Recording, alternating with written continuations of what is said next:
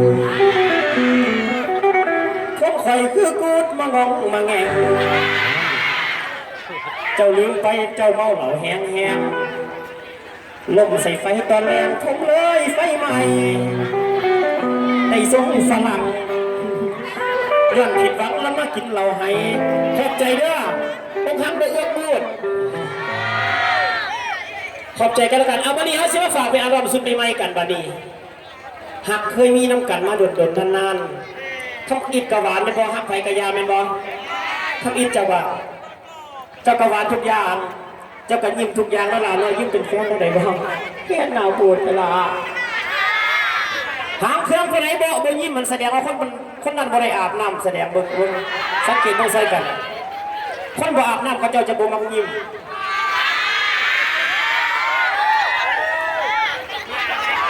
อะไรก็อาบไม่รับอยู่บ่อันย้ายคือไปอาบจะเขื่อนอันย้ายชดไปอาบน้ำมันหนาวอ่ะจ้ะอาบในด้วยน้ำมันก็ไม่ไกลเลยหนาวก็ล่ะสนใจบ่สนใจคนใดคนนั้นบอกคนสุดท้ายหันเรามาแต่สยามบุรีเรามีซื้ออีนั่งจกว่ายก็ไม่ยิ้มแล้วไอ้จกย้ายเท่าไหร่ดูเราก็เป็นคนหนาหักคนหนึ่งอันนี้นี่ลูกอันญี่ปุ่นสองไอ้ดอกแบบพอซื้อเท่านี้แม่ซื้อนั่งปุ่นแล้วได้ซื้อมาลูกญี่ปุ่นอันซื้อภาษาลาวคนว่าอีนังโกซื้ออยู่บ่ซื้อภาษาญี่ปุ่นว่าอีนังเคียวโกนางสาวคนมาในญี่ปุ่นใหม่ๆนี่ผมลองอาบน้ำอีนังยองเคียวลายิ้มแล้ววันนี้ยิ้มได้ไหมคือว่าสีไห้เอาจัดไปกับเขาเห็ดงายกับอ้ายเจ้าเห็ดลืมฮัสมาฝากกันเป็นยังไงโจเอาไปนี่เนาะมันซาอะไรมันสีหนาวจังไรร้านมาเลยเป็นสีหนาวนอนถ้าผู้สาวก็สีหนาวนอนนำฟังกันแล้วกันอารมณ์สุดใหม่ว่าเป็นยังไงโจกันอายุเอาหนังมากินเลย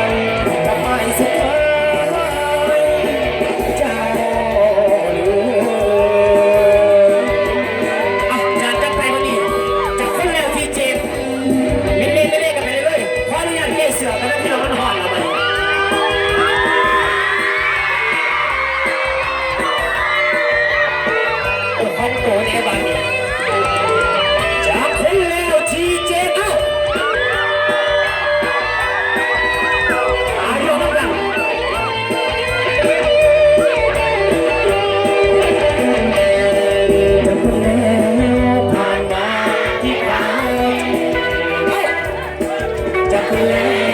นผ่านมาเสียใจจะเพื่อนผ่านมาตั้งคนที่เท่าใด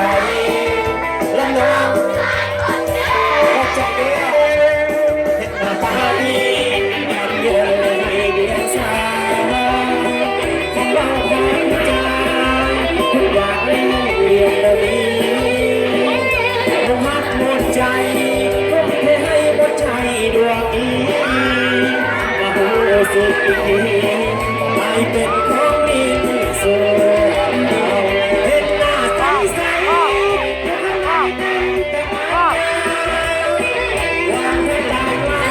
ว่ากับว่าเต้นมันเต้นพูดอะไรนะ